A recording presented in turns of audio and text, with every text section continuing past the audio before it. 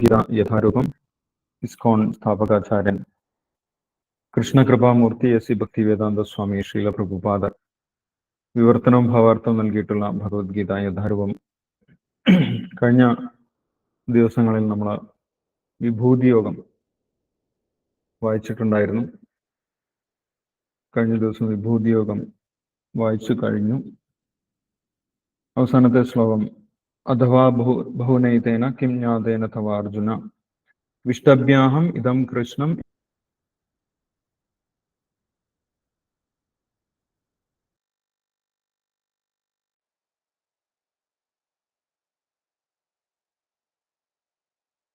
വിഭൂതികൾ എടുത്തു പറയുന്നത്.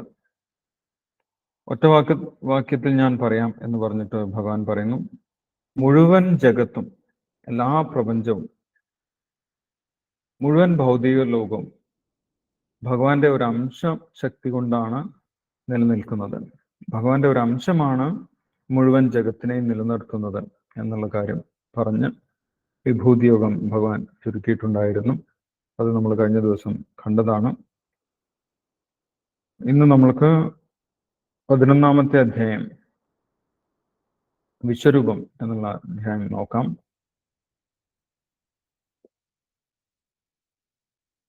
അപ്പോൾ ഈ അധ്യായത്തിൽ എന്താണ് പറയുന്നത് എന്ന് ആദ്യത്തെ ശ്ലോകത്തിന്റെ ഭാവാർത്ഥത്തിൽ ശ്രീല പ്രഭുപാദർ പറയുന്നുണ്ട്. കഴിഞ്ഞ അധ്യായത്തിൽ ഭഗവാൻ ശ്രീകൃഷ്ണൻ തന്നെയാണ് പരമപുരുഷൻ, എല്ലാറ്റിൻ്റെയും ഉറവിടം. അഹം കൃഷ്ണസ്യ ജഗത പ്രഭവ പ്രളയസ്ഥത എന്ന് ഭഗവാൻ പറഞ്ഞിട്ടുണ്ടായിരുന്നു. എല്ലാറ്റിൻ്റെയും ഉറവിടം ഭഗവാനാണ് എന്ന് കഴിഞ്ഞ അധ്യായത്തിൽ പറഞ്ഞിട്ടുണ്ടായിരുന്നു. അഹം സർവസ്യ പ്രഭുവോ മത്ത സർവം പ്രവർത്തതേ. എല്ലാറ്റിൻ്റെയും ഉറവിടം ഭഗവാൻ ശ്രീകൃഷ്ണൻ തന്നെയാണ് എന്നുള്ള കാര്യം പറഞ്ഞിട്ടുണ്ടായിരുന്നു. അർജുനൻ അത് അതേപടി അംഗീകരിക്കുകയും ചെയ്തു. അല്ല, കഴിഞ്ഞ അധ്യായത്തിന്റെ 12, 13, 14 ശ്ലോകങ്ങളിൽ അർജുനൻ ഭഗവാനെ കുറിച്ച് എന്താണ് മനസ്സിലാക്കിയത് എന്ന് പറയുന്നുണ്ട്. പരം ബ്രഹ്മ പരം ധാമ പവിത്രം പരമം ഭവാൻ പുരുഷം ശാശ്വതം ദിവ്യം ആദിദേവം അജം വിഭും ആഹുസ്താം ഋഷേ സർവേ ദേവർഷിർ നാരദസ്തഥ അസിതോ ദേവലോ വ്യാസ സ്വയം ചൈവ ബ്രവീഷിനവേ എന്ന് പറഞ്ഞിട്ട് ഭഗവാൻ പരമപുരുഷനാണ് എന്ന് പൂർണ്ണമായിട്ടും ഞാൻ അംഗീകരിക്കുന്നു എന്നുള്ള കാര്യം അർജുനൻ പറയുന്നു. മാത്രമല്ല 14ാമത്തെ ശ്ലോകത്തിൽ അർജുനൻ പറയുന്നു, എന്തെല്ലാമാണോ ഭഗവാൻ പറഞ്ഞിട്ടുള്ളത്, ഭഗവത്ഗീതയിൽ എന്തെല്ലാമാണോ ഭഗവാൻ പറഞ്ഞിട്ടുള്ളത്, അതെല്ലാം പരമസത്യമായിട്ട് ഞാൻ അംഗീകരിക്കുന്നു എന്നുകൂടി അർജുനൻ പറയുന്നുണ്ട്. സർവമേതത് ഋതം മന്യേ യന്മാം വദസി കേശവ. ഭഗവത്ഗീത വ്യാഖ്യാനത്തോടു കൂടിയല്ല അർജുനൻ അംഗീകരിക്കുന്നത്. യഥാരൂപം എന്താണോ ഭഗവാൻ പറഞ്ഞിട്ടുള്ളത് അത് യാതൊരു വ്യാഖ്യാനവും കൂടാതെ, വളച്ചുകെട്ടും കൂടാതെ നേരിട്ട് അർജുനൻ അംഗീകരിക്കുന്നു എന്നാണ് പറഞ്ഞിട്ടുള്ളത്. സർവമേതത് ഋതം മന്യേ, ഋതം അങ്ങ് പറഞ്ഞതെല്ലാം സത്യമായിട്ട് ഞാൻ അംഗീകരിക്കുന്നു എന്ന് പറയും. സർവമേതത് ഋതം മന്യേ യന്മാം വദസി കേശവ എന്ന് അർജുനൻ പറഞ്ഞിട്ടുണ്ടായിരുന്നു.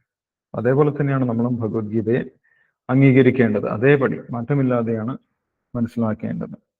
അപ്പോൾ അവിടെ പറഞ്ഞ കാര്യങ്ങളൊക്കെ അർജുനൻ അംഗീകരിച്ചു.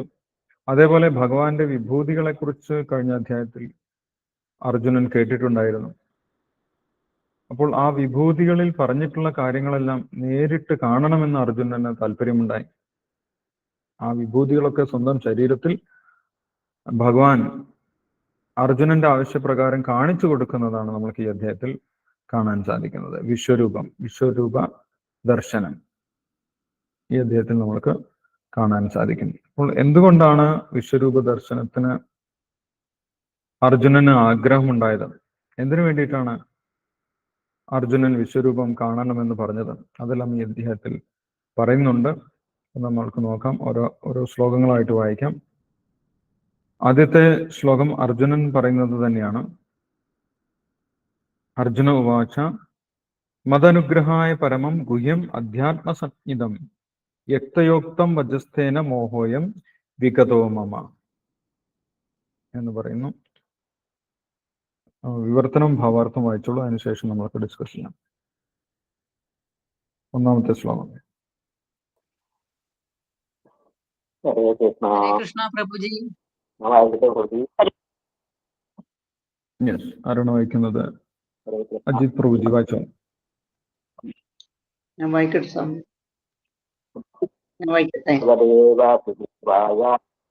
ഓം നമോ ഭഗവതേ വാസുദേവായ. ഓം നമോ ഭഗവതേ വാസുദേവായ. അധ്യായം 11 വിശ്വരൂപം. അർജുന ഉവാച മദാനുഗ്രഹായ പരമം ദുഷ്യമത്യാത്മസംസ്ഥിതം എത്തയോത്തം വദത്തേന മോഹോലിഗതോ മമ. അർജുനൻ പറഞ്ഞു, പരമദുഃഖങ്ങളായ ആധ്യാത്മിക വിഷയങ്ങളെ കുറിച്ച് അങ്ങ് എനിക്ക് ദയാപൂർവം നൽകിയ ഉപദേശങ്ങൾ കേട്ടതിനാൽ എന്റെ വ്യാമോഹങ്ങൾ ഇപ്പോൾ തീർന്നിരിക്കുന്നു. ഭാവാർത്ഥം. ഈ അധ്യായത്തിൽ കൃഷ്ണനാണ് സർവ്വ സൃഷ്ടികളുടെയും കാരണത്തിന് കാരണമെന്ന് തുറന്നു കാണിക്കുന്നു. ഭൗതിക പ്രപഞ്ചങ്ങളുടെ ഉത്സവസ്ഥാനമായ പ്രകാശങ്ങളുടെയും കാരണഭൂതനത്രേ കൃഷ്ണൻ. അദ്ദേഹം ഒരു അവതാരമല്ല, അവതാരങ്ങൾ കുറവിടമാണ്. ഇക്കാര്യം കഴിഞ്ഞ അധ്യായത്തിൽ പൂർണ്ണമായി വിശദീകരിച്ചിട്ടുണ്ട്. അർജുനനെ സംബന്ധിച്ചിടത്തോളം വ്യാമോഹം തീർന്നുവെന്നാണ് അദ്ദേഹം പറയുന്നത്. തന്റെ സുഹൃത്തായ ഒരു സാധാരണ മനുഷ്യനെന്ന നിലയിലല്ല, സകലത്തിന്റെയും സ്രോതസ്സെന്ന നിലയിലാണ് അദ്ദേഹം ഇപ്പോൾ കൃഷ്ണനെ കാണുന്നതെന്ന് ഇതിൽ നിന്ന് വ്യക്തമാകുന്നു. അർജുനന് ശരിക്കും ബോധോദയമുണ്ടായിരിക്കുന്നു. കൃഷ്ണനെ പോലെ മഹാനായ ഒരു സുഹൃത്തിനെ ലഭിച്ചതിൽ അദ്ദേഹം സന്തുഷ്ടനാണ്. എന്നാൽ താൻ കൃഷ്ണനെ സകലത്തിന്റെയും സ്രോതസ്സായി സ്വീകരിക്കുന്നെങ്കിലും മറ്റുള്ളവർ അങ്ങനെ ചെയ്തില്ലെന്ന് വരാമെന്ന് അർജുനൻ വിചാരിക്കുന്നു. അതുകൊണ്ട് കൃഷ്ണന്റെ ദിവ്യപ്രഭാവത്തെ എല്ലാവർക്കും ബോധ്യപ്പെടുത്താൻ വേണ്ടിയാണ് വിശ്വരൂപം കാട്ടിത്തരണമെന്ന് ഈ അധ്യായത്തിൽ അദ്ദേഹം ഭഗവാനോട് അപേക്ഷിക്കുന്നത്. വാസ്തവത്തിൽ ലക്ഷണമാത്രയിൽ അർജുനനെ പോലെ ഏതൊരാളും ഭയപ്പെട്ടു പോകുന്നതത്രേ വിശ്വരൂപം. പക്ഷേ കരുണാനിധിയായ കൃഷ്ണൻ അത് കാണിച്ചു കൊടുത്ത ശേഷം വീണ്ടും ആദിമരൂപം കൈക്കൊള്ളുന്നു. തന്റെ ഉപദേശങ്ങളെല്ലാം അർജുനന്റെ നന്മയ്ക്ക് വേണ്ടിയാണെന്ന് കൃഷ്ണൻ പലപ്പോഴും പറഞ്ഞിട്ടുള്ളതിൽ അർജുനന് പൂർണ്ണ വിശ്വാസമുണ്ട്. തനിക്ക് സംഭവിക്കുന്നതെല്ലാം കൃഷ്ണന്റെ അനുഗ്രഹത്താലാണെന്ന് അർജുനൻ മനസ്സിലാക്കുന്നു. കൃഷ്ണൻ തന്നെയാണ് സർവ്വകാരണങ്ങൾക്കും കാരണമെന്നും പരമാത്മരൂപേണ അദ്ദേഹം എല്ലാവരുടെയും ഹൃദയത്തിൽ കുടികൊള്ളുന്നുണ്ടെന്നും അർജുനന് വിശ്വാസമുറച്ചു കഴിഞ്ഞു. ഹരേ കൃഷ്ണ. ഹരേ കൃഷ്ണ പ്രഭു. ഹരേ കൃഷ്ണ. Thank U Ajith പ്രഭുജി.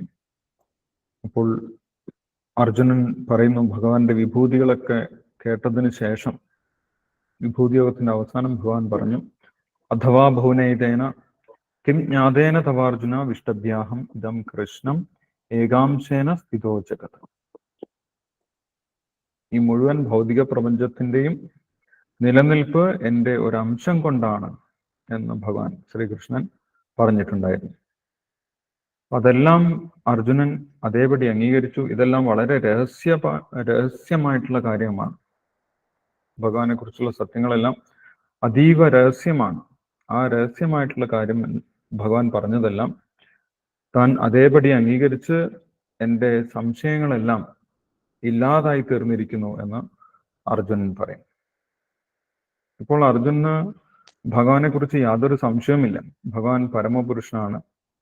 ഭഗവാനാണ് എല്ലാറ്റിൻ്റെയും ഉറവിടം.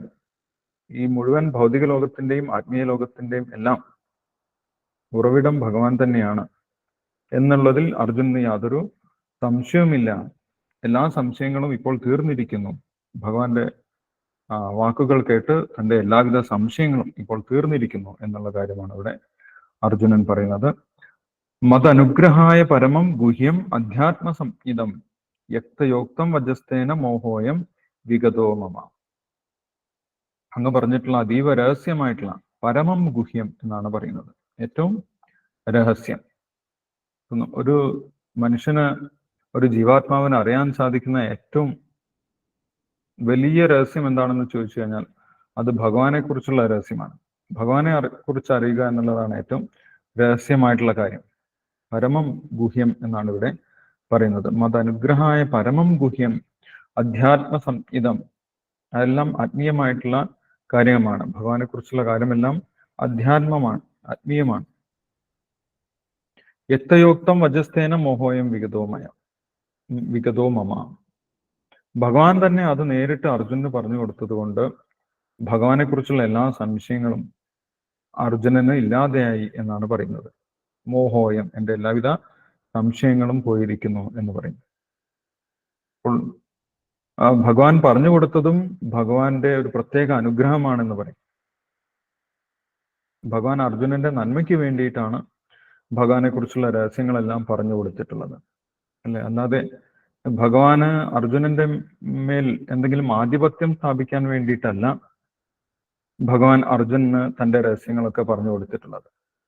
ഞാൻ ഈശ്വരനാണെന്ന് അറിഞ്ഞ് എനിക്ക് പൂർണ്ണമായിട്ടും അർജുനനെ നിയന്ത്രിക്കണം, അങ്ങനെ ഒരു ഉദ്ദേശം കൊണ്ടല്ല ഭഗവാൻ അർജുനന് തന്നെ കുറിച്ചുള്ള സത്യങ്ങൾ പറഞ്ഞു കൊടുത്തിട്ടുള്ളത്. ഭഗവാൻ അതിന്റെ ആവശ്യവുമില്ല. അല്ലാതെ തന്നെ ഭഗവാൻ എല്ലാവരെയും നിയന്ത്രിക്കാൻ സാധിക്കും. അപ്പോൾ അർജുനൻ ഭഗവാനെ കുറിച്ചുള്ള സത്യങ്ങൾ അറിഞ്ഞ് കൂടുതൽ ഉയരണം, ഭഗവാനെ കൂടുതൽ നല്ല രീതിയിൽ സേവിക്കാൻ അർജുനന് സാധിക്കും. അതേപോലെ കൂടുതൽ ആത്മീയമായിട്ട് ഉയരുന്നതിന് വേണ്ടിയിട്ടും അർജുനന് സാധിക്കും. അങ്ങനെ അർജുനന് ശ്രേയസ് ഉണ്ടാകും. ആ ശ്രേയസിന് വേണ്ടിയിട്ടാണ് ഭഗവാൻ അർജുനന് തന്നെ കുറിച്ചുള്ള രഹസ്യങ്ങളൊക്കെ പറഞ്ഞു കൊടുത്തിട്ടുള്ളത്. അർജുനൻ ചോദിച്ചിട്ടുള്ളതും അത് തന്നെയായിരുന്നു. എൻ്റെ ശ്രേയസ്സിന് പറ്റിയ ഉപദേശം അങ്ങ് നൽകണം എന്നാണ് ആദ്യത്തെ ഭാഗത്ത്. രണ്ടാമത്തെ അധ്യായത്തിൽ അർജുനൻ ഭഗവാനെ ശരണം പ്രാപിച്ചുകൊണ്ട് പറയുന്നത് അതാണ്, അല്ലെ? ഞാൻ അങ്ങയുടെ ശിഷ്യനാണ്. എന്തായിരുന്നു ശ്ലോകം, ഓർമ്മയുണ്ടോ? അർപ്പണ്യദോഷോപഹതസ്യ ഭാവഃ പൃച്ഛാമി ത്വം ധർമ്മസമ്മൂഢചേതാഃ യച്ഛ്രേയസി അനിശ്ചിതം ബ്രൂഹി തന്മേ ശിഷ്യസ്തേഹം ശാന്തി മാം ത്വം പ്രപന്ന. യെസ്, കാർപ്പണ്യദോഷോപഹത സ്വഭാവ പൃച്ഛാമി ത്വം ധർമ്മസമ്മൂഢചേതാഃ യച്ഛ്രേയസ്യാനിശ്ചിതം ബ്രൂഹി തന്മേ ശിഷ്യസ്തേഹം ശാന്തി മാം ത്വം പ്രപന്നം എന്നാണ് അർജുനൻ പറഞ്ഞിട്ടുള്ളത്. യച്ഛ്രേയ, എന്താണ് എനിക്ക് ശ്രേയസ്കരമായിട്ടുള്ളത്, എൻ്റെ ജീവിതത്തിന് ഉയർച്ചയ്ക്ക് കാരണം എന്താണ്, അത് പറഞ്ഞു തരണം എന്നാണ് അർജുനൻ പറഞ്ഞിട്ടുണ്ടായിരുന്നത്. അപ്പോൾ ഭഗവാനെ കുറിച്ച് അറിയുകയാണ് ഏറ്റവും ശ്രേയസ്കരമായിട്ടുള്ള കാര്യം.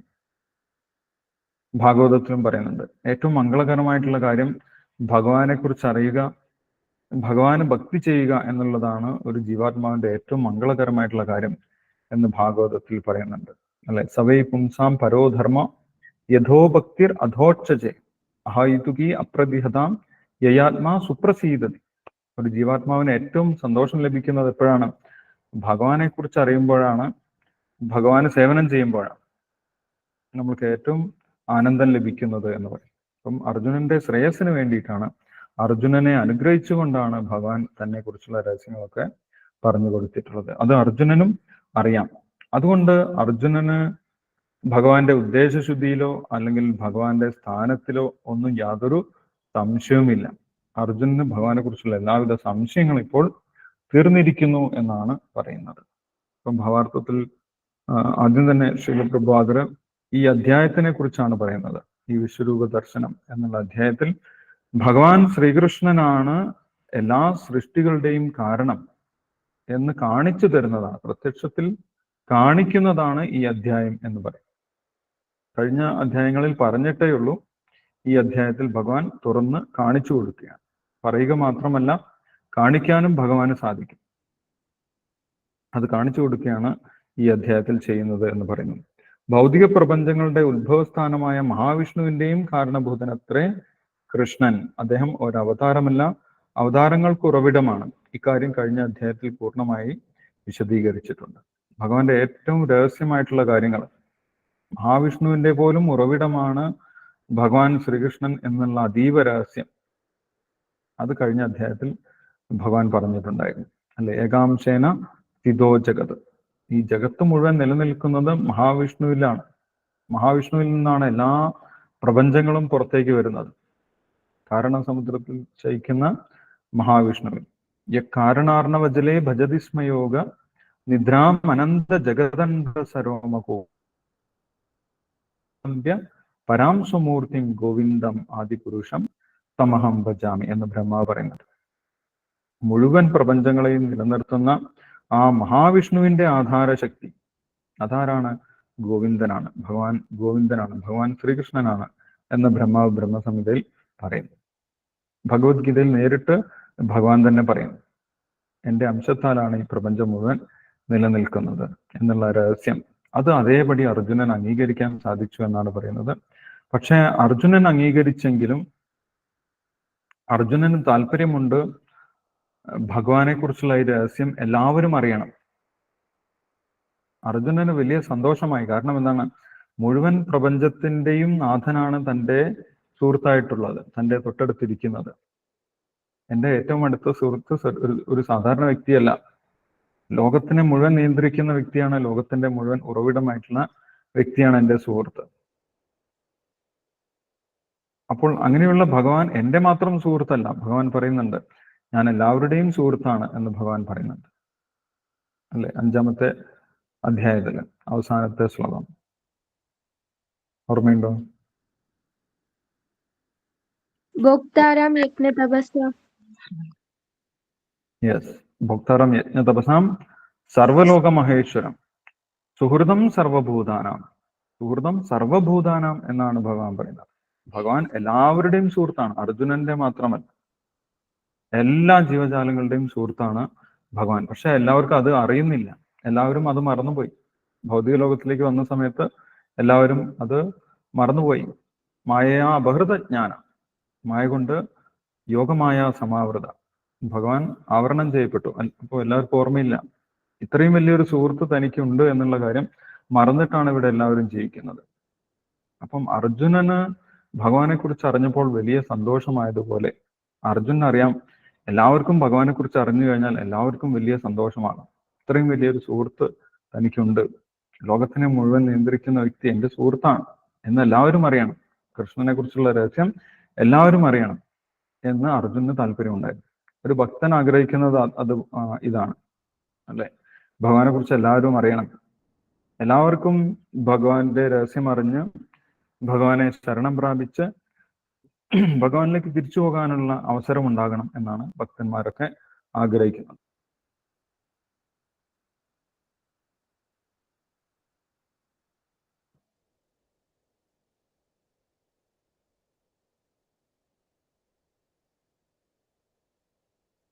അതുകൊണ്ട് അർജുനനും ആഗ്രഹിച്ചു എല്ലാവരും ഭഗവാനെ കുറിച്ചുള്ള രഹസ്യം അറിയണം. അല്ലെങ്കിൽ കൃഷ്ണൻ ഒരു സാധാരണ വ്യക്തി കണ്ടതുകൊണ്ടല്ല അംഗീകരിച്ചത്, ഭഗവാൻ അതിനെ അംഗീകരിച്ചു. പക്ഷെ എല്ലാവരും അങ്ങനെ അംഗീകരിക്കണമെന്ന് നിർബന്ധമില്ല. ഇനി വരുന്ന ആളുകൾ, ഭാവിയിൽ വരാൻ പോകുന്ന തലമുറകൾ ഭഗവാൻ പറയുന്നത് കൊണ്ട് മാത്രം അംഗീകരിക്കണമെന്നില്ല. അതുകൊണ്ട് ഭഗവാൻ ശ്രീകൃഷ്ണൻ പരമപുരുഷനാണ് എന്നുള്ളത് കാണിച്ചു കൊടുക്കണം, എല്ലാവർക്കും കാണിച്ചു കൊടുക്കണം. അതിനുവേണ്ടി അങ്ങയുടെ വിശ്വരൂപം കാണിക്കണമെന്ന് ഈ അധ്യായത്തിൽ അർജുനൻ ചോദിക്കുന്നുണ്ട്. ഇനി അർജുനൻ ചോദിക്കുന്നതിന് മറ്റൊരു കാരണം കൂടിയുണ്ട് എന്ന് പറയുന്നുണ്ട്. അത് അടുത്ത ശ്ലോകത്തിൽ പറയുന്നുണ്ട്. നമുക്ക് ആ ശ്ലോകം വായിക്കുന്ന സമയത്ത് ഡിസ്കസ് ചെയ്യാം. ഇനി മറ്റൊരു കാര്യം ഇവിടെ ഭാവാർത്ഥത്തിൽ ശ്രീല പ്രഭാകർ പറയുന്നുണ്ട്. വാസ്തവത്തിൽ ദർശനമാത്രയിൽ അർജുനനെ പോലെ ഏതൊരാളും ഭയപ്പെട്ടു പോകുന്നത്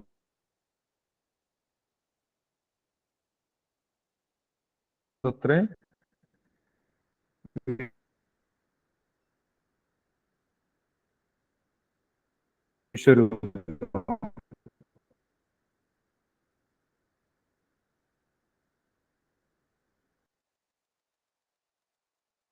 ഹരേ കൃഷ്ണ പ്രഭുജി, ഇല്ല. കേൾക്കുന്നുണ്ടോ? ചെറിയ കട്ടായി പോകുന്നില്ലേ? ഭഗവാൻ ഇടയ്ക്കിടയ്ക്ക് കട്ടായി പോകുന്നുണ്ട്. ഭഗവാൻ വിഭുവാണ്. ഭഗവാന്റെ ഭാവങ്ങളെയും നമ്മൾ ഇപ്പൊ ശരിയായി. കുറെ ഭാഗം ഇടയ്ക്ക് അങ്ങനെ ശരിയാവും, പിന്നെ വീണ്ടും ഇടയ്ക്കിടയ്ക്ക് കട്ടായി പോകുന്നുണ്ട്. അപ്പൊ അങ്ങനെ ചാടി പോവാ പറയുന്നത്, കുറച്ച് കേൾക്കുന്നില്ല പറയുന്നത്. ഇടയ്ക്ക് കുറെ മിസ് ചെയ്തു. ഏത് ശ്ലോകമാണ് പറയുന്നത്? ഏത് ശ്ലോകമാണ് ഗുരുജി പറയുന്നത്?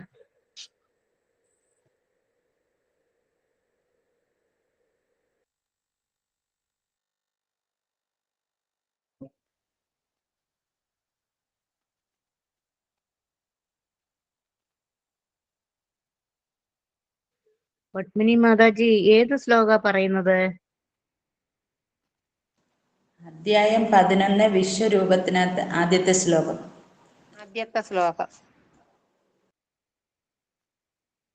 ഹരേ കൃഷ്ണ, കേൾക്കാമോ? കേൾക്കുന്നുണ്ടോ? ഇപ്പൊ ക്ലിയർ ആണ്. യെസ്. അപ്പോൾ അർജുനന് യഥാർത്ഥത്തിൽ വിശ്വരൂപത്തിൽ വലിയ താല്പര്യം ഉണ്ടായിരുന്നില്ല എന്നാണ് പറയുന്നത്. കാരണം എന്താണ്? വിശ്വരൂപം ഭയമുണ്ടാക്കുന്നതാണ് എന്നാണ് പറയുന്നത്. അല്ല, ഈ പ്രപഞ്ചം മുഴുവൻ നിറഞ്ഞു നിൽക്കുന്ന ഭഗവാന്റെ രൂപം അത് ഭക്തന്മാരിൽ ഭയമുണ്ടാക്കുന്നതാണ് എന്ന് പറയുന്നു. അതുകൊണ്ട് അർജുനന് വലിയ താല്പര്യമൊന്നും ഉണ്ടായിരുന്നില്ല. പക്ഷെ മറ്റുള്ളവർക്ക് അറിയാൻ വേണ്ടി ഭഗവാൻ ശ്രീകൃഷ്ണൻ തന്നെയാണ് പരമപുരുഷൻ, എല്ലാറ്റിന്റെയും ഉറവിടം ഭഗവാൻ തന്നെയാണ് എന്ന് എല്ലാവരും അറിയുന്നതിന് വേണ്ടിയിട്ടാണ് താല്പര്യമില്ലെങ്കിൽ പോലും ആ വിശ്വരൂപം കാണണമെന്ന് അർജുനൻ ഭഗവാനോട് ആവശ്യപ്പെട്ടത് എന്നുള്ള കാര്യം കൂടി ഭാവാർത്ഥത്തിൽ ശ്രീല പ്രഭുപാദർ പറയുന്നുണ്ട്. യെസ്. പിന്നെ നമ്മൾ ഒന്നാമത്തെ ശ്ലോകം വായിച്ചു. അതിൽ പറഞ്ഞിട്ടുള്ളത് മതനുഗ്രഹായ പരമം ഗുഹ്യം അധ്യാത്മ സംഹിതം യക്തയോക്തം വജസ്ഥേന മോഹോയം വിഗതോ മമ. അർജുനോടുള്ള കാരുണ്യം കൊണ്ട് ഭഗവാൻ അനുഗ്രഹപൂർവം കാരുണ്യപൂർവം അർജുനന് പറഞ്ഞു കൊടുത്തതെല്ലാം അർജുനൻ അതേപടി അംഗീകരിച്ചു. അതുകൊണ്ട് അർജുനന്റെ എല്ലാവിധ സംശയങ്ങളും ഇല്ലാതായി എന്നാണ് അർജുനൻ പറയുന്നത്. യക്തയോക്തം വജസ്ഥേന മോഹോയം വിഗതോ മമ. എൻ്റെ എല്ലാവിധ സംശയങ്ങളും തീർന്നിരിക്കുന്നു എന്നാണ് അർജുനൻ പറഞ്ഞത്. ഇനി അർജുനൻ തന്റെ ആവശ്യം ഉന്നയിക്കുന്നതാണ് അടുത്ത രണ്ട് ശ്ലോകങ്ങളിൽ. അടുത്ത രണ്ട് ശ്ലോകങ്ങൾ കൂടി നമ്മൾക്ക് വായിക്കാം. രണ്ട് ശ്ലോകങ്ങളും അതിന്റെ വിവർത്തനവും ഭാവാർത്ഥവും വായിച്ചു.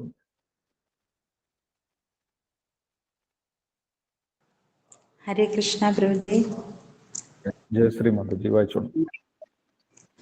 ശ്ലോകം 2. ഭവാപ്യയൗ ഹി ഭൂതാനാം ശ്രുതൗ വിസ്തരശോ മയാ തുത്വഃ കമലഭക്ത്രാക്ഷ മാഹാത്മ്യമപീച്ച അവ്യയം. അല്ലയോ കമലാക്ഷ, ജീവജാലങ്ങളുടെ ഉദയാസ്തമയങ്ങളെക്കുറിച്ച് വിശദമായി ഞാൻ അങ്ങയിൽ നിന്ന് കേട്ടുകഴിഞ്ഞു. അങ്ങയുടെ വർണ്ണിച്ചു തീർക്കാനാവാത്ത വൈഭവങ്ങളെ ഞാൻ മനസ്സിലാക്കുകയും ചെയ്യുന്നു. ഭാവാർത്ഥം. ജയ് ശ്രീല പ്രഭുപാദ്.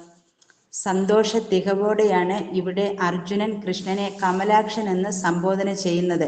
കൃഷ്ണന്റെ കണ്ണുകൾ താമരപ്പൂവിന്റെ ഇതളുകൾ പോലെ കാണപ്പെടുന്നു. അഹം കൃഷ്ണസ്യ ജഗതഃ പ്രഭവ പ്രളയസ്തത. ഈ സമ്പൂർണ്ണ ജഗത്തിന്റെ ആവിർഭാവ തിരോഭാവങ്ങളുടെ പ്രഭവസ്ഥാനം ഞാൻ തന്നെ എന്ന് മുൻ അധ്യായത്തിൽ കൃഷ്ണൻ അദ്ദേഹത്തെ ധരിപ്പിക്കുന്നുമുണ്ട്. ഭഗവാനിൽ നിന്ന് അർജുനൻ ഇത് വിശദമായി കേട്ടിട്ടുണ്ട്. എല്ലാത്തരം ആവിർഭാവ തിരോഭാവങ്ങളുടെയും ഹേതുഭൂതനെങ്കിലും അവയിൽ നിന്ന് വ്യത്യസ്തനാണ് കൃഷ്ണനെന്ന സത്യവും അർജുനൻ ഗ്രഹിച്ചു കഴിഞ്ഞു. താൻ സർവവ്യാപിയാണെങ്കിലും എല്ലായിടത്തും തൻ്റെ വ്യക്തിപരമായ സാന്നിധ്യമില്ലെന്നാണല്ലോ 9-ാം അധ്യായത്തിൽ അദ്ദേഹം പറഞ്ഞിട്ടുള്ളത്. ഊഹാതീതമായ ആ ഭഗവത് ഐശ്വര്യത്തെയാണ് നല്ലവണ്ണം അറിഞ്ഞതായി അർജുനൻ സമ്മതിക്കുന്നത്. ഹരേ കൃഷ്ണ പ്രഭുജി. ഹരേ കൃഷ്ണ. യെസ്. മൂന്നാമത്തെ ശ്ലോകം കൂടി വായിച്ചോളൂ. ഏവമേതദ്യഥാർത്ഥം ആത്മാനം പരമേശ്വര ദ്രഷ്ടുമിച്ഛാമി തേ രൂപം ഐശ്വര്യം പുരുഷോത്തമ. ഹേ പരമപുരുഷോത്തമ, ഹേ പരംപൊരുളെ, അങ്ങ് തന്നെ സ്വയം വിവരിച്ചതുപോലെയുള്ള അവിടുത്തെ യഥാർത്ഥമായ സ്ഥിതിയിൽ ഞാൻ അങ്ങയെ എൻ്റെ മുന്നിൽ കാണുന്നുവെങ്കിലും ഈ വിശ്വാവിഷ്കാരത്തിലെങ്ങും അങ്ങ് ഉൾച്ചേർന്ന് നിൽക്കുന്നത് എങ്ങനെയെന്ന് കാണാൻ എനിക്ക് ആഗ്രഹമുണ്ട്. അങ്ങയുടെ ആ രൂപം എനിക്ക് കാണണം. ഭാവാർത്ഥം. ജയ് ശ്രീല പ്രഭുപാദ്. ഭൗതിക പ്രപഞ്ചത്തിൽ വ്യക്തിപരമായ പ്രാതിനിധ്യമേറ്റ് താൻ ഉൾപൂകിയത് കൊണ്ടാണ് പ്രപഞ്ച സൃഷ്ടി സാധ്യമായതും അത് തുടർന്നുകൊണ്ടിരിക്കുന്നതുമെന്ന് ഭഗവാൻ പറഞ്ഞു.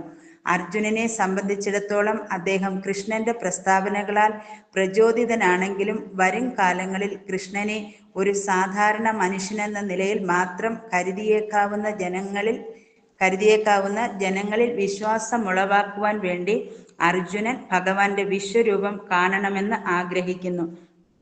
പ്രപഞ്ചാന്തസ്ഥിതനാണെങ്കിലും അതിൽ നിന്ന് വേർപെട്ട് നിന്ന് അദ്ദേഹം പ്രവർത്തിക്കുന്നത് എങ്ങനെയെന്ന് അറിയാനും ആഗ്രഹിക്കുന്നു. പുരുഷോത്തമ എന്ന സംബോധനയും അർത്ഥവത്താണ്. ഭഗവാൻ കൃഷ്ണൻ പുരുഷോത്തമനാകയാൽ അദ്ദേഹം അർജുനനിലും കുടികൊള്ളുന്നുണ്ട്. അർജുനന്റെ ആഗ്രഹം എന്തെന്ന് അറിയുന്നുണ്ട്. ഭഗവാനെ കൃഷ്ണന്റെ തന്നെ രൂപത്തിൽ കാണുന്നതിൽ സംതൃപ്തനാണ് അർജുനനെന്നും വിശ്വരൂപേണ ദർശിക്കണമെന്ന് വിശേഷിച്ച് ഒരാഗ്രഹമില്ലെന്നും അദ്ദേഹത്തിനറിയാം. എന്നാൽ മറ്റുള്ളവർക്കും വിശ്വാസമുളവാക്കാൻ വേണ്ടി അർജുനൻ തൻ്റെ വിശ്വരൂപം ദർശിക്കുവാൻ ആഗ്രഹിക്കുന്നുവെന്നും കൃഷ്ണനറിയാം.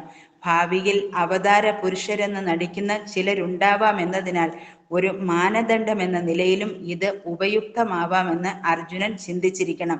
അല്ലാതെ തൻ്റെ വിശ്വാസത്തെ സ്ഥിരീകരിക്കാൻ അദ്ദേഹത്തിന് ഈ ദർശനം ആവശ്യമായിരുന്നില്ല. ജനങ്ങൾക്ക് ഇതൊരു മുന്നറിയിപ്പാണ്. കൃഷ്ണനാണ് താനെന്ന് അവകാശപ്പെടുന്നവർ ആ വാദത്തിന്റെ യാഥാർത്ഥ്യം തെളിയിക്കാൻ ജനസമക്ഷം വിശ്വരൂപ ദർശനം നൽകാൻ സന്നദ്ധരാവണം. ഹരേ കൃഷ്ണ. ഹരേ കൃഷ്ണ. ഹരേ കൃഷ്ണ. Thank you Jayashree Mataji. ഹരേ കൃഷ്ണ. ഈ രണ്ടാമത്തെ ശ്ലോകത്തിൽ അർജുനനുണ്ടായ സന്തോഷമാണ് അർജുനൻ പങ്കുവയ്ക്കുന്നത്. ഭഗവാനെ കുറിച്ചുള്ള, ഭഗവാന്റെ വ്യത്യസ്തമായിട്ടുള്ള വിഭൂതികളെ കുറിച്ച് കഴിഞ്ഞ ശ്ലോകത്തിൽ അർജുനൻ കേട്ടിട്ടുണ്ടായിരുന്നു. അപ്പോൾ അത് കേട്ട് കഴിഞ്ഞ സമയത്ത് അർജുന് വലിയ ആനന്ദമുണ്ടായി. തൻ്റെ സുഹൃത്തായിട്ടിരിക്കുന്ന ഭഗവാന്റെ വൈഭവങ്ങളെക്കുറിച്ച്, ഭഗവാന്റെ വിഭൂതികളെക്കുറിച്ച് കേട്ട സമയത്ത് അർജുന് വലിയ സന്തോഷമാണ് ഉണ്ടായത്, വലിയ ആനന്ദമാണ് ഉണ്ടായത്. കാരണം എന്താണ്? അർജുന് ഭഗവാനോട് യാതൊരു അസൂയയുമില്ല, അല്ലെ? അർജുന് ഭഗവാനോട് വലിയ പ്രേമമാണുള്ളത്. അപ്പം താൻ സ്നേഹിക്കുന്ന ഒരു വ്യക്തി കൂടുതൽ മഹാത്മ്യമുള്ള വ്യക്തിയാണ് എന്നറിയുന്ന സമയത്ത് അവർക്ക് സന്തോഷമാണ് ഉണ്ടാകുന്നത്, അവരുടെ ആനന്ദം വർദ്ധിക്കുകയാണ് ചെയ്യുന്നത്. പക്ഷെ തനിക്ക് ഇഷ്ടപ്പെടാത്ത ഒരു വ്യക്തിക്ക് കൂടുതൽ മഹാത്മ്യമുണ്ട് എന്ന് കേൾക്കുന്ന സമയത്ത് എന്താണ് ഉണ്ടാകുന്നത്? അസൂയയാണ് ഉണ്ടാകുന്നത്, അല്ലെങ്കിൽ നമുക്ക് അംഗീകരിക്കാൻ പറ്റാത്തൊരു അവസ്ഥയാണ് ഉണ്ടാകുന്നത്. അതുകൊണ്ടാണ് ഭഗവാൻ നേരത്തെ തന്നെ പറയുന്നത്, 9ാമത്തെ അധ്യായത്തിൽ പറയുന്നുണ്ട്, അനസൂയവേ, നീ എന്നിൽ അസൂയാലു അല്ലാത്തത് കൊണ്ടാണ് നിനക്ക് ഞാൻ എൻ്റെ രഹസ്യങ്ങളൊക്കെ പറഞ്ഞു തരുന്നത്. അപ്പൊ ഒരു ഭക്തന് മാത്രമേ, ഭഗവാനോട് അസൂയയില്ലാത്ത വ്യക്തിക്ക് മാത്രമേ ഭഗവാന്റെ മഹാത്മ്യങ്ങൾ അംഗീകരിക്കാനും ഭഗവാന്റെ മഹാത്മ്യങ്ങൾ കേൾക്കുന്ന സമയത്ത് സന്തോഷിക്കാനും ആനന്ദിക്കാനും സാധിക്കുകയുള്ളൂ. മറ്റുള്ള വ്യക്തികൾ, ആസുരിക പ്രകൃതിയിലുള്ള വ്യക്തികൾ ഭഗവാന്റെ മഹാത്മ്യങ്ങൾ കേൾക്കുന്ന സമയത്ത് അവർക്ക് കൂടുതൽ അസൂയയാണ് ഉണ്ടാകുന്നത്. കാരണം എന്താണ്? അവര് വിചാരിക്കുന്നത് ഞാൻ തന്നെയാണ് ഈശ്വരൻ, എന്നേക്കാൾ ഉപരിയായിട്ട് ആരുമില്ല. ഈശ്വരോഹം അഹം ഭോഗി കോന്യോസ്തി സദൃശോമയ, എന്നെ പോലെ ആരാണുള്ളത്? അപ്പോൾ തന്നേക്കാൾ കേമനായിട്ട് വേറൊരാളും ഉണ്ട് എന്ന് കേൾക്കുന്ന സമയത്ത് അവർക്ക് അത് അംഗീകരിക്കാൻ സാധിക്കുന്നില്ല. അതുകൊണ്ട് ആസുരിക പ്രകൃതിയുള്ളവർ ഈശ്വരനെ കുറിച്ച് കേൾക്കുമ്പോൾ അവർ എതിർക്കുകയാണ് ചെയ്യുന്നത്. പക്ഷേ അർജുനെ പോലുള്ള ഭക്തന്മാർക്ക് ഭഗവാന്റെ മഹാത്മ്യങ്ങൾ കേൾക്കുന്തോറും അതിൽ കൂടുതൽ ആനന്ദമാണ് ഉണ്ടാകുന്നത്, അതിൽ വലിയ സന്തോഷമാണ് ഉണ്ടാകുന്നത്. അതുകൊണ്ടാണ് ഇവിടെ കമലപത്രാക്ഷ എന്ന് പറഞ്ഞിട്ടുള്ളത് എന്ന് ഭാവാർത്ഥത്തിൽ ശീലപ്രഭാതർ പറയുന്നുണ്ട്. ഭവാപ്യയോഹി ഭൂതാനം ശ്രുതോ വിസ്തരശോമയ, അങ്ങയുടെ വിഭൂതികളെ കുറിച്ചൊക്കെ ഞാൻ വിസ്തരിച്ച് കേട്ടു. എല്ലാ ജീവജാലങ്ങളുടെയും ഉറവിടം, പ്രപഞ്ചത്തിന്റെ മുഴുവൻ ഉറവിടമാണ് അങ്ങ്. അതേപോലെ അങ്ങയുടെ വ്യത്യസ്തമായിട്ടുള്ള വിഭൂതികളെ കുറിച്ചൊക്കെ ഞാൻ കേട്ടു. അപ്പൊ അതിൽ എനിക്ക് വലിയ സന്തോഷമാണുള്ളത്. ത്വത്ത കമലപത്രാക്ഷ. കമലപത്രാക്ഷൻ എന്ന് പറഞ്ഞു കഴിഞ്ഞാൽ ആ ഭഗവാന്റെ മനോഹരമായിട്ടുള്ള കണ്ണുകളെ കുറിച്ചാണ് പറയുന്നത്. താമര ഇതൾ പോലെയുള്ള കണ്ണുകളുള്ളവനെ, മനോഹരമായിട്ടുള്ള കണ്ണുകൾ ഉള്ളവനെ എന്നാണ് അർജുനൻ സന്തോഷത്തോടു കൂടി ഭഗവാനെ വിളിക്കുന്നത് എന്ന് പറയുന്നു. അപ്പൊ തൻ്റെ സുഹൃത്ത് ഇത്രയും മഹാത്മ്യമുള്ളവനാണ് എന്നറിഞ്ഞപ്പോൾ അർജുന് കൂടുതൽ സന്തോഷമാണ് ഉള്ളത്. അങ്ങയുടെ വർണ്ണിച്ചു തീർക്കാനാവാത്ത വൈഭവങ്ങളെ ഞാൻ മനസ്സിലാക്കുകയും ചെയ്യുന്നു. ഭഗവാന്റെ ഭക്തന്മാർക്ക് ഭഗവാനെ കുറിച്ച് കൂടുതൽ അറിയണം, ഭഗവാന്റെ വൈഭവങ്ങൾ കൂടുതൽ കേൾക്കാനാണ് അവർക്ക് താല്പര്യം. ഇനി 3ാമത്തെ ശ്ലോകത്തിൽ അർജുനൻ തന്റെ ആവശ്യം ഉന്നയിക്കുകയാണ്. ഇതുവരെ ഭഗവാന്റെ വിഭൂതികളെ കുറിച്ചും ഐശ്വര്യങ്ങളെ കുറിച്ചൊക്കെ കേട്ടു. ഇനി എന്താണ് അർജുനൻ പറയുന്നത്? ഏവമേതത് യഥാതത്വം ആത്മാനം പരമേശ്വര ദ്രഷ്ടുമിച്ഛാമി തേ രൂപം ഐശ്വരം പുരുഷോത്തമ എന്ന് പറയും. അങ്ങ് പറഞ്ഞ ആ വിഭൂതികളെല്ലാം, ഐശ്വര്യങ്ങളെല്ലാം ഉൾക്കൊള്ളുന്നതാണ് അങ്ങയുടെ ഈ ഒരു രൂപം. ഏത് രൂപം? ഭഗവാൻ ശ്രീകൃഷ്ണന്റെ രൂപം, ദിവ്യമായിട്ടുള്ള 2 കൈകളോട് കൂടിയുള്ള രൂപം. അത് അർജുനൻ സമ്മതിക്കുന്നുണ്ട്. ഏവമേതത് യഥാർത്ഥത്വം ആത്മാനം പരമേശ്വര, ഞാനിപ്പോൾ കാണുന്ന അങ്ങയുടെ രൂപം അങ്ങയുടെ എല്ലാവിധ ഐശ്വര്യങ്ങളും ഉൾക്കൊള്ളുന്നതാണ്. പക്ഷേ ആ ഐശ്വര്യം കാണിക്കുന്ന രൂപം, പ്രത്യക്ഷത്തിൽ കാണിക്കുന്ന രൂപം തനിക്ക് കാണാൻ താല്പര്യമുണ്ട് എന്നാണ് അർജുനൻ പറയുന്നത്. ദ്രഷ്ടുമിച്ഛാമി തേ രൂപം ഐശ്വരം പുരുഷോത്തമ, അങ്ങയുടെ ആ പുരുഷോത്തമമായിട്ടുള്ള ആ രൂപം, അങ്ങയുടെ ഐശ്വര്യം മുഴുവൻ പ്രകടിപ്പിക്കുന്ന ആ രൂപം തനിക്ക് കാണാൻ താല്പര്യമുണ്ട്. ദ്രഷ്ടുമിച്ഛാമി, ഞാനത് കാണാൻ താല്പര്യപ്പെടുന്നു എന്നാണ് അർജുനൻ പറയുന്നത്. അപ്പൊ ഇതുവരെ അങ്ങയിൽ നിന്ന് കേട്ടു, അങ്ങയുടെ വിഭൂതികളെ കുറിച്ചും അങ്ങയുടെ ഐശ്വര്യങ്ങളെ കുറിച്ചൊക്കെ കേട്ടു, ഇനി എനിക്കത് നേരിൽ കാണാൻ താല്പര്യമുണ്ട് എന്ന് അർജുനൻ പറയുന്നു. അപ്പൊ ആ താല്പര്യത്തിന്റെ പുറകിൽ എന്താണ് അർജുനൻ ഉദ്ദേശിച്ചത് എന്ന് ഭാവാർത്ഥത്തിൽ ശീലപ്രഭാതർ പറയുന്നുണ്ട്. അപ്പൊ യഥാർത്ഥത്തിൽ അർജുനന് ഭഗവാനെ അംഗീകരിക്കാൻ ഇതൊന്നും കാണേണ്ട ആവശ്യമില്ല. കാരണം ഭഗവാനെ കുറിച്ച് പൂർണ്ണമായിട്ടും അറിയുന്ന വ്യക്തിയാണ് അർജുനൻ. നേരത്തെ തന്നെ ഭഗവാനും അർജുനനെ ഭക്തനായിട്ട് അംഗീകരിച്ചിട്ടുണ്ട്, അല്ലെ? ഭഗവാനെ അറിഞ്ഞാലേ ഒരു വ്യക്തിക്ക് ഭക്തനാകാൻ സാധിക്കുകയുള്ളൂ. ഭഗവാനെ അറിഞ്ഞവരാണ് ഭഗവാന്റെ ഭക്തരായിട്ട് ആരാധിക്കുന്നത് എന്ന് നമ്മൾ കഴിഞ്ഞ അധ്യായത്തിൽ വായിച്ചിട്ടുണ്ട്. ഭഗവാൻ പറയുന്നുണ്ട് 8ാമത്തെ ശ്ലോകത്തിൽ, അഹം സർവസ്യ പ്രഭവോ മത്ത സർവം പ്രവർത്തതേ ഇതി മത്വാ ഭജന്തേ മാം ബുധാഭാവ സമന്വിത എന്ന് ഭഗവാൻ പറയുന്നത്. ഞാൻ എല്ലാറ്റിന്റെയും ഉറവിടമാണ്, എല്ലാ ജീവജാലങ്ങളുടെയും ഉറവിടമാണ് എന്ന് അറിഞ്ഞ്, ഇതി മത്വ, അത് അറിഞ്ഞവരാണ് എന്നെ ഭജിക്കുന്നവര് എന്ന് പറയും. ഇതി മത്വ ഭജന്തേ മാം ബുധാഭാവ സമന്വിത, അവർ ബുദ്ധിമാന്മാരാണ്, അവർ യഥാർത്ഥ ബുദ്ധിമാന്മാരാണ്. ഭാവസമന്വിത, ഭഗവാനോടുള്ള പ്രേമം കൊണ്ടാണ് അവര് ഭഗവാനെ ആരാധിക്കുന്നത് എന്ന് പറയും. അപ്പൊ ഭക്തന്മാര് ഭഗവാനെ അറിയാതെയല്ല ആരാധിക്കുന്നത്, ഭഗവാനെ അറിഞ്ഞുകൊണ്ട് തന്നെയാണ് ആരാധിക്കുന്നത്. അപ്പൊ അർജുനനും ഭഗവാനെ കുറിച്ച് എല്ലാം അറിയാം. ഭഗവാന്റെ വിശ്വരൂപം കാണേണ്ട യാതൊരു ആവശ്യവുമില്ല. അതിന്റെ മുന്നേ തന്നെ ഭഗവാനെ പൂർണ്ണമായിട്ടും അർജുനൻ അംഗീകരിക്കുന്നുണ്ട്. പക്ഷേ എന്തിനു വേണ്ടിയിട്ടാണ് അർജുനൻ ഇങ്ങനെ ചോദിച്ചിട്ടുള്ളത്? ദ്രഷ്ടുമിച്ഛാമി തേ രൂപം എന്നിവിടെ പറയുന്നു. ഞാൻ അങ്ങയുടെ ഐശ്വര്യം രൂപം, ദ്രഷ്ടുമിച്ഛാമി തേ രൂപം ഐശ്വരം പുരുഷോത്തമ, ഐശ്വര്യസമ്പൂർണമായിട്ടുള്ള ആ രൂപം കാണാൻ ഇച്ഛിക്കുന്നു, ആഗ്രഹിക്കുന്നു എന്ന് അർജുനൻ പറയുന്നു. അതിന്റെ കാരണം ശീലപ്രഭാതർ പറഞ്ഞു തരുന്നുണ്ട്. മറ്റുള്ളവർക്ക് വിശ്വാസം ഉണ്ടാകാൻ വേണ്ടി. എല്ലാവരും അർജുനനെ പോലെ അംഗീകരിച്ചു കൊള്ളണമെന്നില്ല. അല്ലെങ്കിൽ ഇനി വരുന്ന ഭാവിയിൽ വരുന്ന തലമുറയിലുള്ള ആളുകൾ ചിലപ്പോൾ ആ ഭഗവാനെ മനസ്സിലാക്കാതെ പോയേക്കാം. അത് അവർക്ക് വലിയൊരു നഷ്ടമാണ്, അല്ലെ? ഭഗവാനെ മനസ്സിലാക്കാതെ പോയി കഴിഞ്ഞാൽ അവരുടെ മനുഷ്യ ജീവിതം വിഫലമായി പോകും. അങ്ങനെ സംഭവിക്കരുത്. എല്ലാവരും ഭഗവാനെ കുറിച്ച് അറിയണം. ഭഗവാനെ കുറിച്ച് അറിഞ്ഞാലേ അവർക്ക് ഈ ഭൗതിക ലോകത്തിൽ നിന്ന് പുറത്തു കടക്കാൻ സാധിക്കുകയുള്ളൂ. ഭഗവാനെ കുറിച്ച് അറിഞ്ഞാൽ തന്നെ അവർക്ക് ഭൗതിക ലോകത്തിൽ നിന്ന് പുറത്തു കടക്കാൻ സാധിക്കും.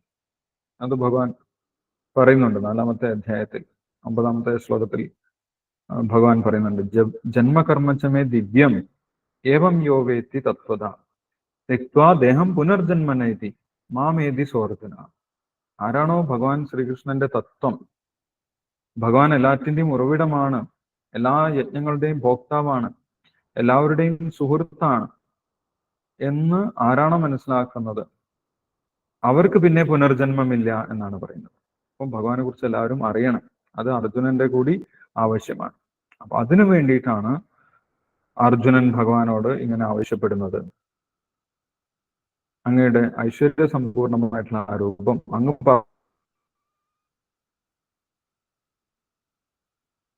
പറഞ്ഞല്ലോ. കഴിഞ്ഞ അധ്യായത്തിൽ അങ്ങയുടെ വിഭൂതികളെ കുറിച്ചൊക്കെ പറഞ്ഞു, അല്ലെ? വിഷ്ണു, ആദിത്യന്മാരിൽ ഞാൻ വിഷ്ണുവാണ്. ജ്യോതിഷാം രവിരംശുമ, ജ്യോതിഷുകളിൽ ഞാൻ സൂര്യദേവനാണ്. നക്ഷത്രാണാം അഹം ശശി, നക്ഷത്രങ്ങളുടെ കൂട്ടത്തിൽ ഞാൻ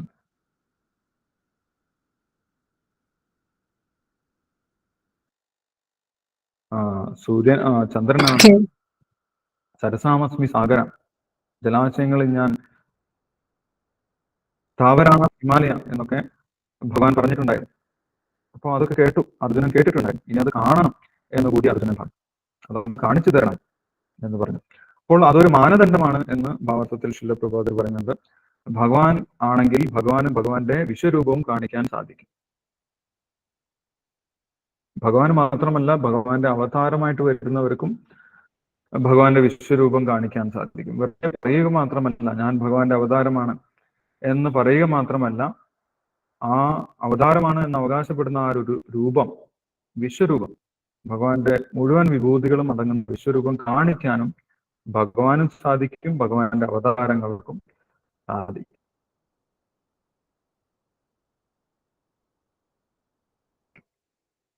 അത് കണ്ടാൽ മാത്രം നമ്മൾ വിശ്വസിച്ചാൽ മതി എന്ന് പറയും. അല്ല, ആരെങ്കിലും ഞാൻ ഭഗവാന്റെ അവതാരമാണ്, ഞാൻ കൃഷ്ണനാണ്, അല്ലെങ്കിൽ ഞാൻ കൽക്കിയാണ്, നിങ്ങളുടെ വിശ്വരൂപം കാണിക്കൂ എന്ന് നമുക്ക് ചോദിക്കാം. അല്ലെ? കാരണം ഭഗവാൻ ശ്രീകൃഷ്ണൻ പറഞ്ഞു, ഭഗവാൻ ഈശ്വരനാണെന്ന് പറഞ്ഞു. അഹം സർവസ്യ പ്രഭവം, ഞാൻ എല്ലാത്തിൻ്റെ ഉറവിടമാണെന്ന് ഭഗവാൻ പറഞ്ഞിട്ടുണ്ടായിരുന്നു. ഭഗവാൻ പറയുക മാത്രമല്ല, അർജുനൻ ചോദിച്ച ഉടനെ തന്നെ ഭഗവാൻ വിശ്വരൂപം കാണിച്ചു കൊടുക്കുകയും ചെയ്തു. അല്ലെ? പറയുകയും ചെയ്തു, വിശ്വരൂപം കാണിക്കുകയും ചെയ്തു. അതേപോലെ ഇന്നത്തെ കാലത്ത് കലിയുഗത്തിൽ പ്രത്യേകിച്ചും ഒരുപാട് ആളുകൾ ഞാൻ ഈശ്വരനാണ്, ഞാൻ കൽക്കിയാണ്, ഞാൻ ദൈവത്തിന്റെ അവതാരമാണ് എന്നൊക്കെ പറഞ്ഞ് പല മാജിക്കും കാണിച്ച് വരും. ആകാശത്ത് നിന്നും ഭസ്മം എടുക്കുകയും ഒക്കെ ചെയ്തിട്ട് പല മാജിക് ടെക്നിക്കൊക്കെ കാണിച്ചു വരും. അപ്പം ഈശ്വരനെ കുറിച്ച് അറിയുന്ന വ്യക്തികൾക്ക് ചോദിക്കാൻ സാധിക്കണം, അങ്ങ് ഈശ്വരനാണെങ്കിൽ അങ്ങയുടെ വിശ്വരൂപം കാണിക്കും. വിശ്വരൂപം കാണിക്കുകയാണെങ്കിൽ ഞങ്ങൾ വിശ്വസിക്കാം. അങ്ങനെ ഒരു ഭക്തന്മാർക്ക് ഒരു മാനദണ്ഡം ഉണ്ടാക്കാൻ വേണ്ടി കൂടിയാണ് അർജുനൻ ഭഗവാനോട് വിശ്വരൂപം പ്രകടിപ്പിക്കാൻ പറഞ്ഞത് എന്നുള്ള കാര്യം ഇവിടെ ഭാവാർത്ഥത്തിൽ ശിലപ്രഭാതർ പറയുന്നുണ്ട്. ഭാവിയിൽ അവതാര പുരുഷനെന്ന് നടിക്കുന്ന ചിലരുണ്ടാകും എന്നതിനാൽ ഒരു മാനദണ്ഡം എന്ന നിലയിലും ഇത് ഉപയുക്തമാകാമെന്ന് അർജുനൻ ചിന്തിച്ചിരിക്കണം. കലിയുഗമാണ് വരാൻ പോകുന്നത് പ്രത്യേകിച്ചും, അല്ലെ? അതുകൊണ്ട് ഒരുപാട് ആളുകൾ ഞാൻ ഈശ്വരനാണ് എന്നൊക്കെ പറഞ്ഞു വരും, ഞാൻ കൽക്കിയാണ് എന്നൊക്കെ പറഞ്ഞു വരും. അപ്പൊ അങ്ങനെയുള്ളവരോട് ചോദിക്കാൻ ഒരു മാനദണ്ഡം ഉണ്ടായിരിക്കണം. ഭഗവാൻ ശ്രീകൃഷ്ണൻ ഈശ്വരനാണെന്ന് പറഞ്ഞു, ഭഗവാൻ വിശ്വരൂപം കാണിക്കുകയും ചെയ്തു. അതേപോലെ നിങ്ങൾ ഈശ്വരനാണെന്ന് പറയുന്നെങ്കിൽ നിങ്ങൾ വിശ്വരൂപം കാണിക്കണം എന്ന് ചോദിക്കാനുള്ള ഒരു മാനദണ്ഡം ഉണ്ടാകാൻ കൂടി വേണ്ടിയാണ് അർജുനൻ ഈ ഒരു ചോദ്യം ചോദിച്ചിട്ടുള്ളത് എന്ന് ഇവിടെ ശിലപ്രഭാതന് നമുക്ക് പറഞ്ഞു തരുന്നുണ്ട്. അല്ലെ? കലിയുഗത്തിൽ ഒരുപാട് ആളുകൾ അവതാരമാണെന്ന് പറഞ്ഞു വരും. അതുകൊണ്ടാണ് ചൈതന്യ മഹാപ്രഭു വന്ന സമയത്ത് ഭഗവാൻ ഒരിക്കലും ഞാൻ ഭഗവാനാണെന്ന് സ്വയം പ്രഖ്യാപിക്കുന്നില്ല. അല്ലെ? അങ്ങനെ പ്രഖ്യാപിച്ചു കഴിഞ്ഞാൽ അവരും ചിലപ്പോൾ, കലിയുഗത്തിലുള്ള ആളുകൾ ചിലപ്പോൾ അദ്ദേഹത്തിനെ അവഗണിച്ചു എന്ന് വരാം. എല്ലാവരും ഈശ്വരനാണെന്ന് പറയുന്നുണ്ട്, നിങ്ങളും ഈശ്വരനാണെന്ന് പറഞ്ഞ് ഒരു കപട അവതാരമാണ് എന്ന് പറഞ്ഞ് ചിലപ്പോൾ അവഗണിക്കും. അത് അവർ ചെയ്യുന്ന ഒരു അപരാധമായിട്ട് മാറും. ഭഗവാനോട് ചെയ്യുന്ന സാധ്യത നഷ്ടപ്പെടും. ഭഗവാൻ വന്നിട്ടുള്ളത് തന്നെ എല്ലാവരെയും ഉയർത്താൻ വേണ്ടിയിട്ടാണ്, അല്ലെ? എല്ലാവരും പതിതാനാം ആത്മാക്കളെ ഉയർത്താൻ വേണ്ടിയിട്ടാണ് ഭഗവാൻ വന്നിട്ടുള്ളത്. അപ്പോൾ അവരെ താഴ്ത്താൻ വേണ്ടി ഭഗവാൻ ഒരിക്കലും ഉദ്ദേശിക്കുന്നില്ല. അതുകൊണ്ടാണ് ഭഗവാൻ ഞാൻ ഈശ്വരനാണെന്ന് കലിയുഗത്തിൽ വന്ന് പ്രഖ്യാപിക്കാത്തത്. ഛന്നാവതാരമായിട്ടാണ്, ഗുപ്താവതാരമായിട്ടാണ് ഭഗവാൻ വരുന്നത്. പിന്നീട് ആചാര്യന്മാരാണ് ഭഗവാന്റെ അസ്തിത്വം, ഭഗവാനെ കുറിച്ചുള്ള സത്യം വെളിപ്പെടുത്തി തരുന്നത്. അപ്പോൾ അങ്ങനെ ഒരു മാനദണ്ഡമാക്കാൻ വേണ്ടി കൂടിയാണ് അർജുനൻ ഈ ചോദ്യം ചോദിച്ചിട്ടുള്ളത് എന്നുള്ള കാര്യം ശിലപ്രഭാതൻ നമ്മൾക്ക് പറഞ്ഞു തരും. Okay, yes. അപ്പൊ ഇത്രയും നമ്മൾക്ക് ഇന്ന് ഇവിടെ നിർത്താം. ഇപ്പോൾ പറഞ്ഞിട്ടുള്ള 3 ശ്ലോകങ്ങളിൽ എന്തെങ്കിലും സംശയങ്ങൾ ഉണ്ടെങ്കിൽ നമുക്ക് ഡിസ്കസ് ചെയ്യാം.